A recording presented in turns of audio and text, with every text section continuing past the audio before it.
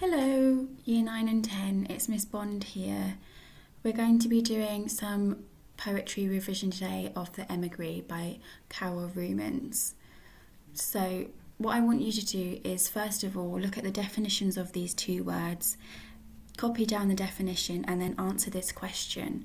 What is the significance of the poem title, The Emigree? Immigrant and emigrant both refer to a person leaving their own country for another. However, immigrant and its verb forms stress the country going to, while emigrant and its verb stress the country coming from. So if you have a look at this little picture here, you can see where the stress is, emigration or immigration. Okay, I also want you to try the star challenge. Have a think about how the focus of the poem would change if it were titled The Immigrant. So just pause there for 3 or 4 minutes as you copy down that definition and answer those questions.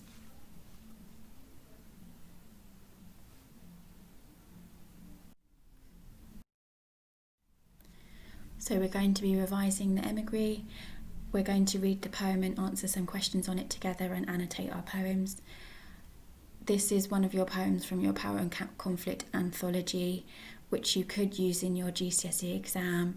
So you only get one in your exam given to you and the other one you have to compare it with from memory. So this could be one that you could learn to use in your exam. So a bit of context about the poet and the poem before we start analysing it. Carol Rumens was born in South London and grew up there. In addition to her own verse, she has published a number of translations of Russian poems and has, according to the critic Ben Wilkinson, a fascination with elsewhere.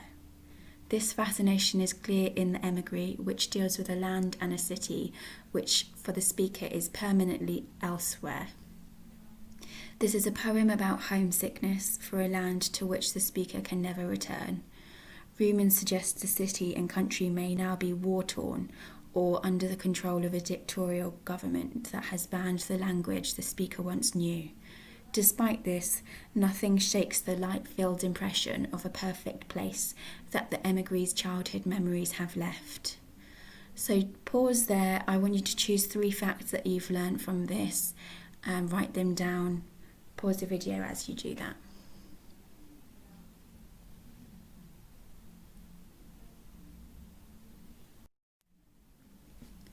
Some key vocabulary we're going to look through before we start going through the poem. Just 4 words. I want you to write down this word and the definition. If you know these words already, you can write down the definition anyway, because they will crop up in the poem. Tyrants are cruel and oppressive rulers. Branded means to mark in a way that can't be forgotten. Frontiers are a line or a border separating 2 countries. Docile means quiet and easy to influence, persuade or control. Pause the video here as you write down those 4 words and the 4 definitions.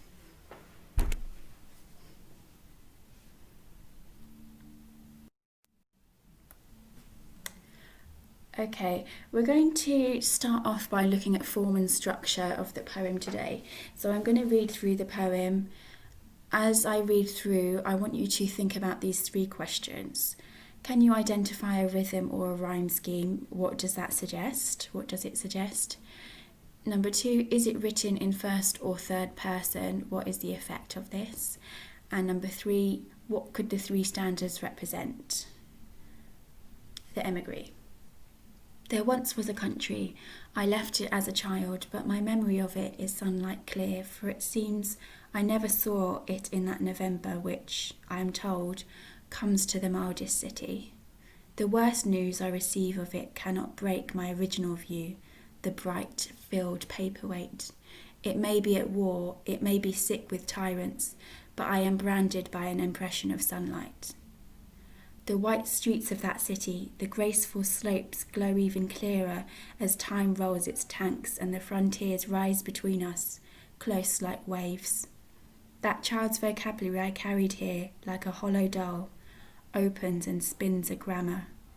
Soon I shall have every coloured molecule of it. It may be now a lie. Banned by the state, but I can't get it off my tongue. It tastes of sunlight. I have no passport, there's no way back at all, but my city comes to me in its own white plane. It lies down in front of me, docile as paper. I comb its hair and love its shining eyes. My city takes me dancing through the city of walls. They accuse me of absence, they circle me. They accuse me of being dark in their free city. My city hides behind me, they mutter death, and my shadow falls as evidence of sunlight. Can you pause the video here and write down some answers for these 3 questions?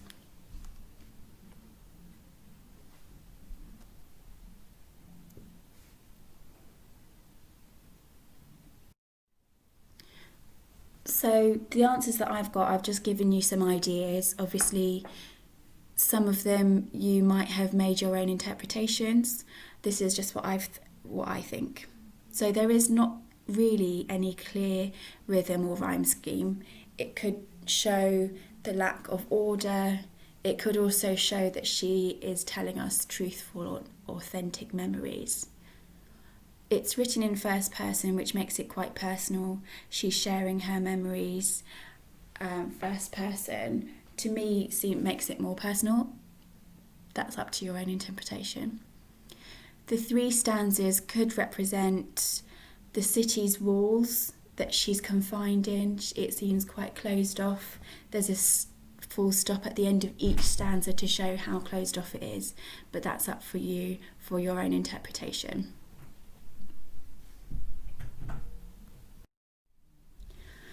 Okay, we're going to look at some language analysis now. I just want you to pause here and look for some examples of the key devices that we see in this poem. So juxtaposition, personification, simile and metaphor. Can you underline any references to light or shade? Can you consider how the poet presents ideas about identity throughout the poem? So you can highlight them in your own copy, annotate the poem, look for these devices. So pause the video here while you go through those 3.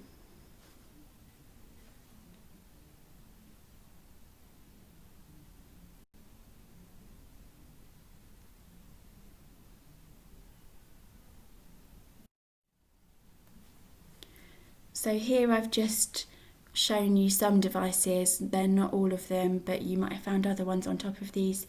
You can pause the video here and have a look at the ones that I found. You might have found more. If you need a quick recap of the definitions for these, just have a quick Google or look back into your English books for the definitions of these 4 words.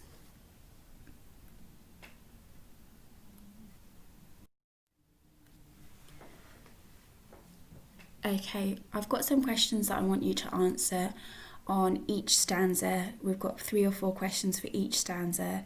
I've highlighted the part of the quote here that I want you to look at specifically for these questions.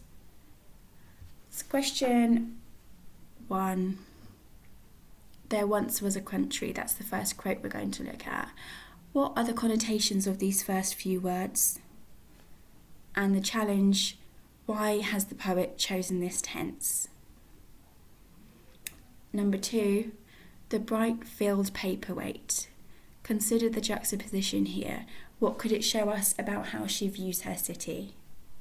And the challenge, why has the poet chosen the metaphor of a paperweight? The third, it may be sick with tyrants. Who are the tyrants? What could that suggest about why she's left?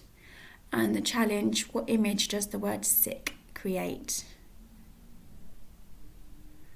And the fourth one for this stanza, I am branded by an impression of sunlight. What are the connotations of the word branded? And the challenge, how has Rumans used light in this stanza? So I want you to pause the video here while you answer the questions and try the challenge, please.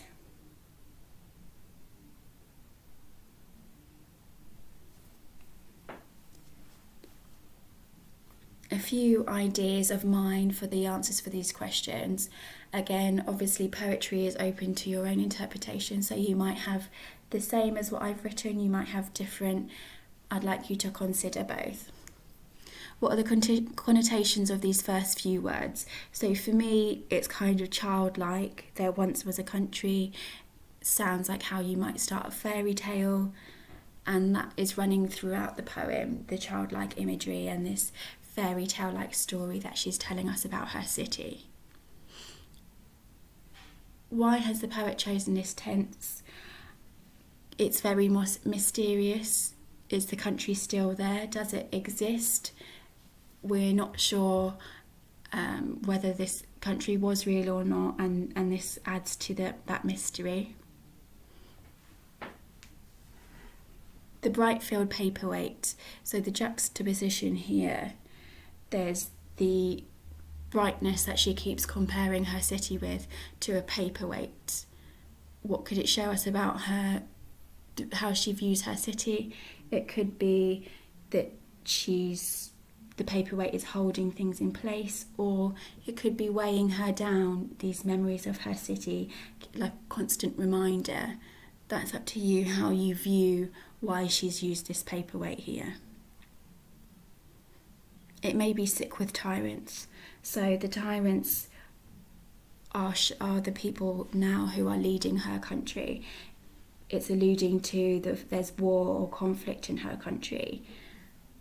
What it could suggest is maybe that might be a reason why she had to leave her country. Maybe she was forced to leave. What image does the word sick create? So for me, it seems as though she's viewing her country as maybe it's a diseased country which she had to leave. Maybe it's a poorly country that needs to be looked after. I'm branded by an impression of sunlight. So the connotations for me, the word branded, are quite negative. It makes you think of the slave trade, being branded as a slave. It might allude to a dark history of her country. It's very permanent. Being branded with something, it's normally a negative thing. However, then she uses sunlight, so she's got this permanent view she's been branded with, which is positive despite all the conflict going on in her country. There's a constant light versus dark struggle here with her memories of her country, and now as she's viewing her country as she's an adult and she's grown up, this is very consistent with throughout the poem.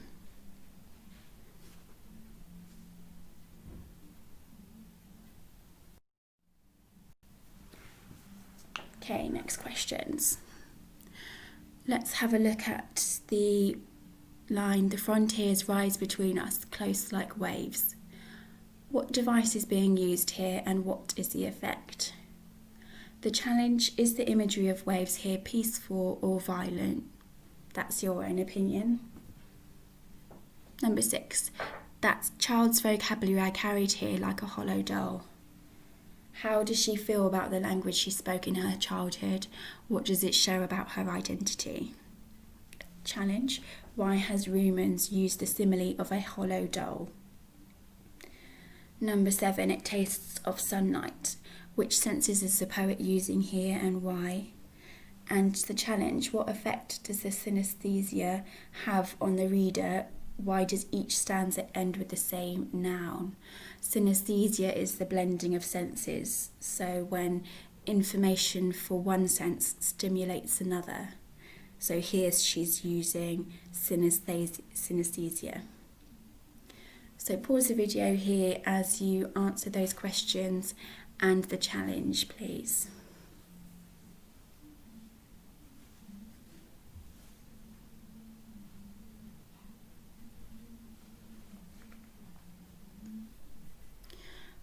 A few of my ideas of how you might answer these questions. The frontiers rise between us close like waves. So here she's using juxtaposition here and a simile to describe those boundaries close to us like waves. To me, it seems very violent. The waves could be, it seems like very violent imagery, but also the waves here could be peaceful. So it depends on how you viewed the waves here and the boundaries that are being created, locking her off from her memories, locking her off from her city. That's up to you, how you've seen that. Explain it. If you think it's peaceful, why do you think that? Why do you think it's violent? How does she feel about the language she spoke in her childhood? It seems to me like it's very precious to her. The child's vocabulary carried here like a hollow doll. It creates this imagery of a girl being forced from her city, carrying this small doll. It seems like a very precious memory to her. And again, we have that childlike imagery that runs throughout the whole poem. The doll is very easily broken. That's how she could be comparing her language with how precious that is, how easily it could be forgotten. In her case, she's saying she obviously doesn't remember it all at the moment. She's lost it as she's grown up. A hollow doll, we could think of maybe a Russian doll. And what are the connotations for that for you? It tastes of sunlight. So here she's using taste and vision, blurring them together. It kind of adds to the confusion which runs throughout of her memories, the constant struggle with the good side and the bad side as she's realising when she's growing up. This is adding to the confusion. It's also very powerful imagery here. It tastes of sunlight makes it really real to the reader when she's using these senses. What effect does that have on you as the reader? If you've noticed, each stanza ends with the same noun of sunlight. To me, she's always bringing it back to the positive. When she ends each stanza, she starts off quite positive, then she starts talking about negative things, and then the very last word is always sunlight. What does that mean to you?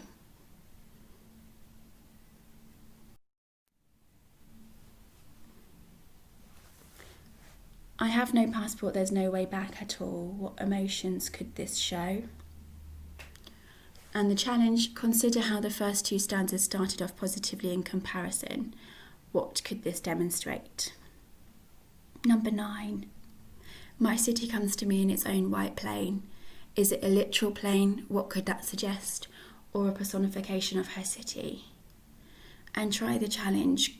Can you find a lexical set where the speaker describes her city as heavenly or pure? You might need to pause and rewind the video so you can look back at the other stanzas.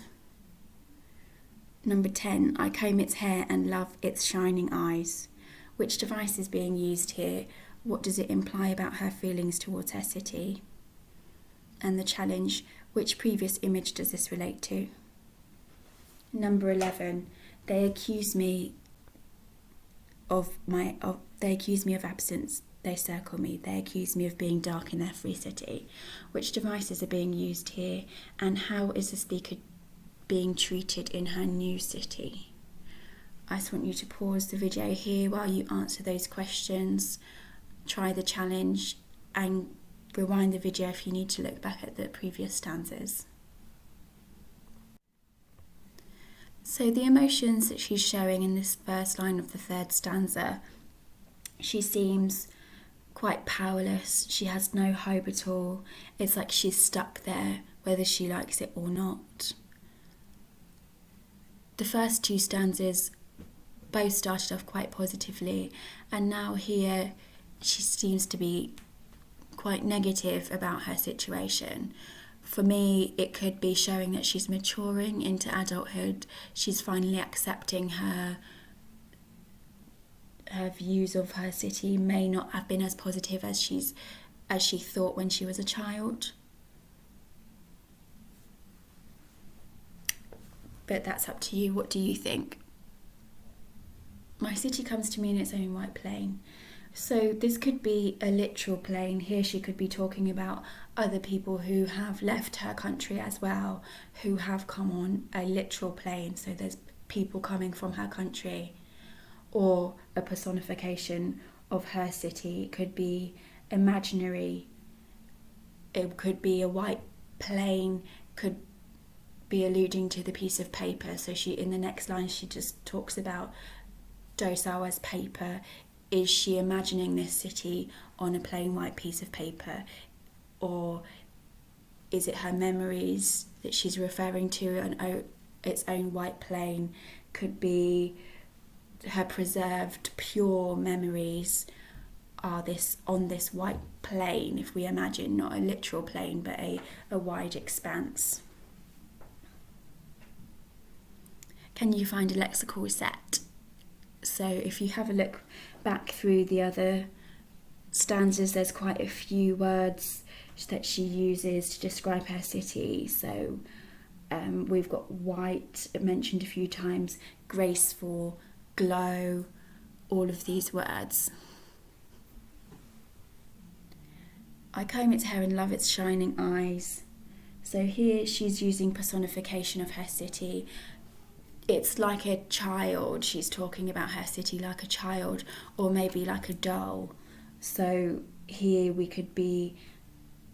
she could be talking of how she feels so loving towards her city, like a parent would to a child, or like a young child would be towards a doll. And again, we have the same image from the hollow doll that she compares her language to.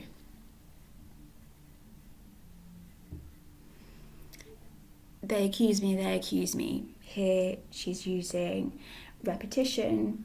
She's using the juxtaposition of her now being dark. They accuse me of being dark, when throughout the poem she's been quite positive about her city, but now she's in this new city. She is the one that's being accused of being dark.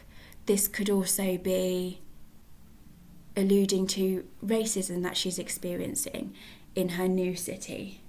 It seems quite oppressive here. They circle me is very enclosing, similar to how each stanza is ended in a full stop. She seems quite enclosed in this new city and restricted.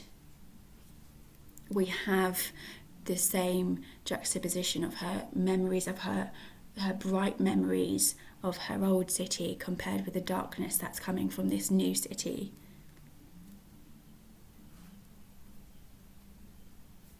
We don't get the impression that the speaker is being treated very well in her new city. They mutter death and my shadow falls as sunlight is further evidence of this.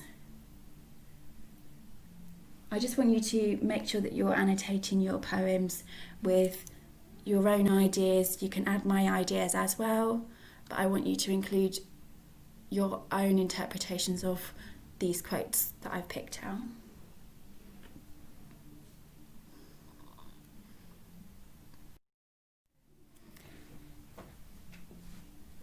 Okay, here I want you to have a look at the question, how does Rumens present ideas about identity in the poem The Emigree? There are sentence starters to help you here. Rumens presents ideas about identity in her poem The Emigree through da-da-da-da. This is shown in the phrase da-da-da-da. The language suggests, or this tells the reader that. Rumens specifically uses the word or device to emphasise, and then these ideas link to where you would include your context. I want you to remember to link to the key themes and always link back to the effect on the reader. Have a look at the challenge before you attempt this piece paragraph. Can you change the sentence starters? Can you use your own? Can you include an alternative inference? So your first original inference and then maybe an alternative. Then can you include a second quotation and analysis to support your ideas for the same point? Have a look back through the video for the annotations that we've made together, and then I want you to answer this piece paragraph. Pause the video here now as you write your paragraph.